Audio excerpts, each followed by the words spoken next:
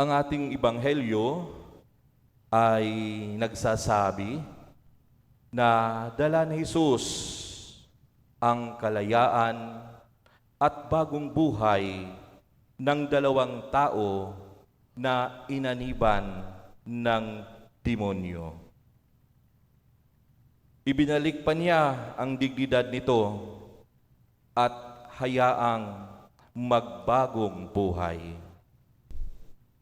Ngunit sa halip na matuwa at magpasalamat kay Jesus ang kanilang mga kababayan, siya ay pinakausapan na umalis sa kanilang bayan, sapagkat sila ay nababahala sa kanilang kabuhayan.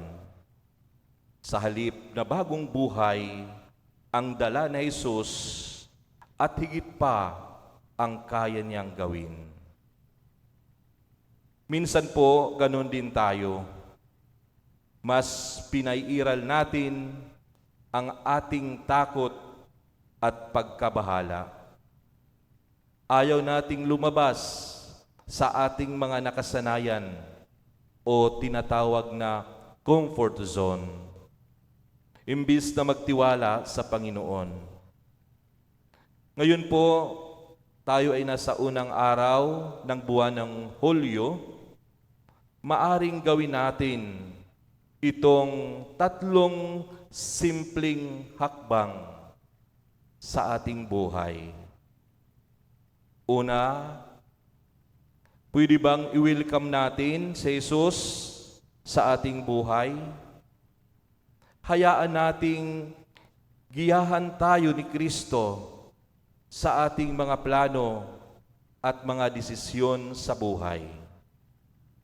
Pangalawa, iwan natin kay Jesus ang ating mga pinangangambahan at mga kinatatakutan.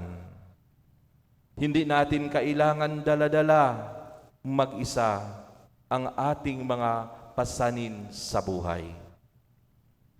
At pangatlo, paging bukas sa bagong simula. Perhaps God may be leading us to something better than we ever imagined. Actually, ito po ang dalangin ko kay Jesus.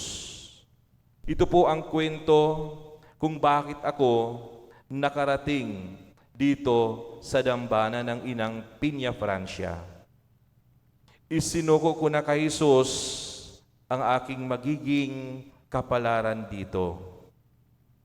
Hindi po naging madali ang aking desisyon na iwan ang aking parokya, ang aking pamilya, mga kaibigan. Siya na po ang bahala na dalhin niya ako ayon sa kaniyang kagustuhan. Tanging tiwala lang po ang aking dala at pinanghahawakan. Sana po sa buwan na ito ay mapuno po tayo ng tiwala at pananampalataya sa halip na takot at pangamba. Pag-asa sa halip na pag-alala. At kapayapaan na galing sa ating pagkakilala kay Jesus na kasama natin sa bawat hakbang ng ating buhay.